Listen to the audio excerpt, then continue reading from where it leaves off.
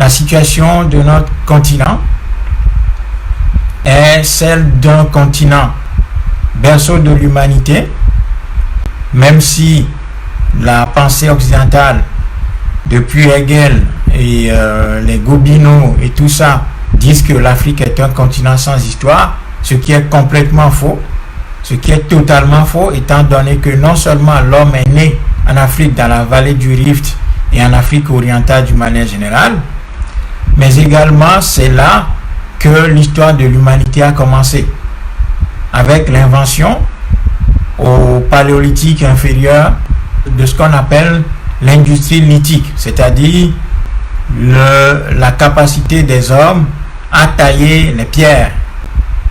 Donc l'Afrique, tout était parti de là, et l'Afrique a produit de grandes civilisations.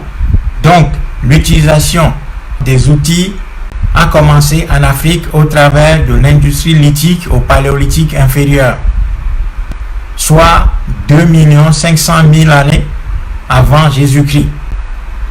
Donc l'homme est non seulement né en Afrique, mais également l'histoire de l'humanité a commencé en Afrique.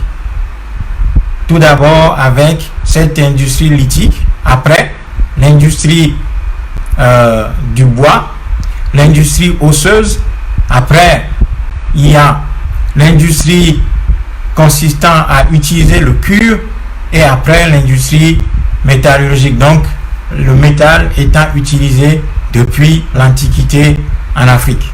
Et puis l'histoire de l'humanité a progressé avec la découverte de l'agriculture et l'élevage. Ainsi donc la pêche et la cueillette et la chasse sont relégués au second rang, ce qui fait que les hommes ont commencé à développer des villes, et tout ceci pour se sédentariser et se consacrer à l'agriculture et à l'élevage. Donc, même si une certaine pensée occidentale laisse croire que l'Afrique n'a pas d'histoire, eh bien, toutes les études paléontologiques, anthropologiques, archéologiques montrent que non seulement l'Afrique est le berceau de l'humanité, mais également que l'histoire de l'humanité a commencé en Afrique. Donc, quand Sarkozy va aller à Dakar en 2007, s'inscrivant dans la pensée de Hegel, qui dit que l'Afrique est un continent ahistorique, c'est-à-dire sans histoire, en disant depuis les lieux de naissance de Cheikh Anta Diop que le problème ou le drame de l'Afrique, c'est que l'homme africain n'est pas assez entré dans l'histoire, eh bien c'est tout à fait faux. C'est que Sarkozy ne connaît pas l'histoire et n'a pas pris le temps d'écouter les spécialistes en la matière. Donc nous sommes le berceau de l'humanité, c'est de l'Afrique, notamment en Afrique orientale, que l'histoire de l'humanité a commencé. Donc nous étions dans l'histoire, nous avons progressé jusqu'en Égypte, et puis avec disons la grande civilisation égyptienne, finalement nous sommes sortis de l'histoire. Donc quand Sarkozy, une certaine pensée occidentale, dit que l'Afrique n'est pas entrée dans l'histoire, et que c'est parce que l'Afrique n'est pas entrée dans l'histoire qu'il y a cette situation catastrophique dont je viens de parler en Afrique, eh bien ces gens, ils ont tout à fait faux. Et c'est fait sciemment. C'est fait sciemment pour que les Africains ne puissent pas diagnostiquer leurs problèmes, pour trouver les solutions adéquates qu'il faut à ces problèmes-là. C'est idéologique, c'est une guerre psychologique qui nous est livrée là, lorsque on fait croire que l'Afrique est dans une situation catastrophique, tout simplement parce que les Africains ne sont pas encore entrés dans l'histoire. Nous étions dans l'histoire, nous en étions sortis, nous en étions exclus par différents phénomènes.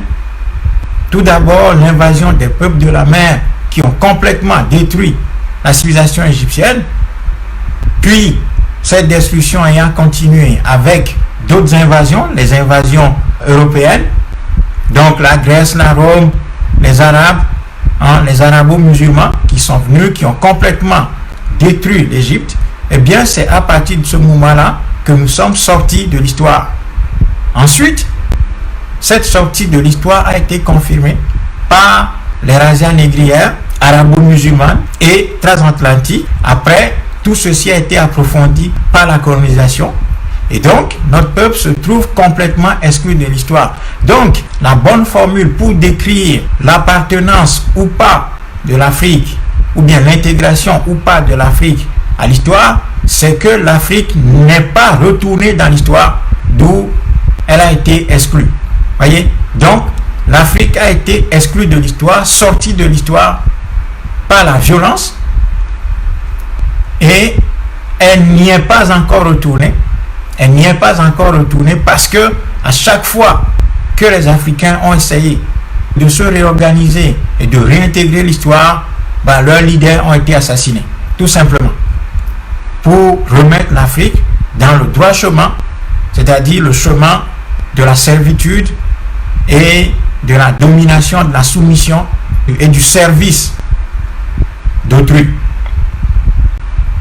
Voyez? Donc, nous sommes un peuple fondamentalement historique, mais ce sont les épisodes de l'histoire auxquels nous n'avons pas pu résister efficacement qui ont fait que nous nous en sommes exclus, et qu'aujourd'hui le défi majeur qui se pose à nous, c'est notre capacité à nous battre pour réintégrer l'histoire et imposer l'Afrique, qui est le cœur géographique du monde, au cœur du système international, et de faire en sorte que l'Afrique reprenne évidemment sa place dans l'histoire. C'est ça notre défi. Et ce défi, il est colossal, il est immense.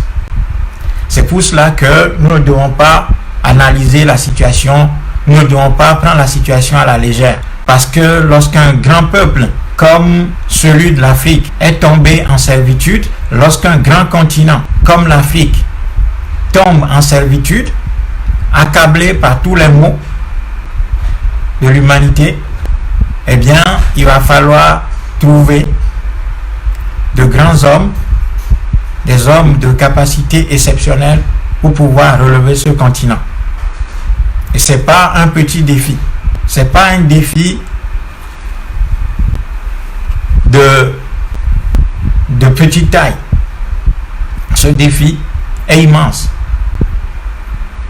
Et pour le relever, il va falloir d'abord analyser la situation de manière sérieuse, loin de la démagogie, loin de la recherche des voies faciles, loin de la médiocrité intellectuelle dans laquelle l'Afrique a été plongée par le biais de l'école coloniale. Il faut de la froideur, de la hauteur de vue et du radicalisme, c'est-à-dire la capacité à aller aux racines du mal, à la source véritable du problème africain, pour pouvoir faire émerger des solutions adaptées à notre situation. Et c'est ce que le MOLTRA ne cesse de faire depuis des années.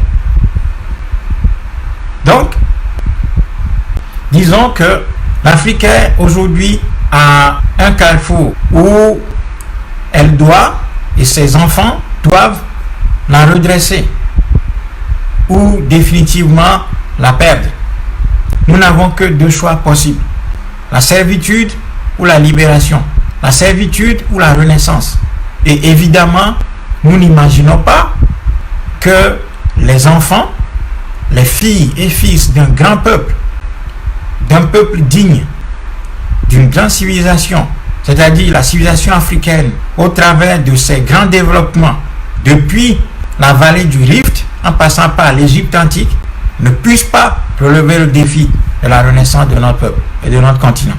Nous n'imaginons pas que nous soyons absolument incapables, de manière irrémédiable, à relever notre continent, puisque des peuples qui n'ont pas fait le chemin que l'Afrique a effectué, ce que j'ai appelé des peuples médiocres, minés par des guerres intestines de 100 ans, des guerres de religion, des guerres civiles,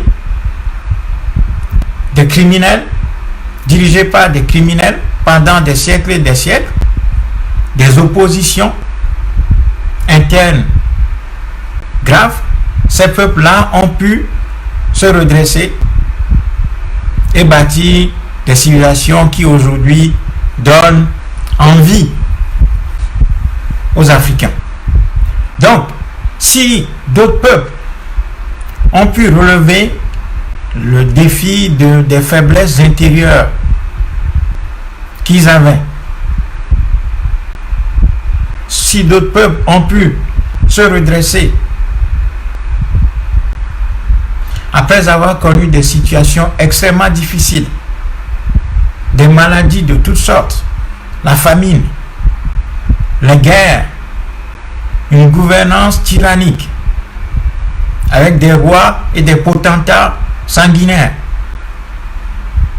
Je n'imagine pas que les Africains ne puissent pas être en mesure de redresser la situation continentale.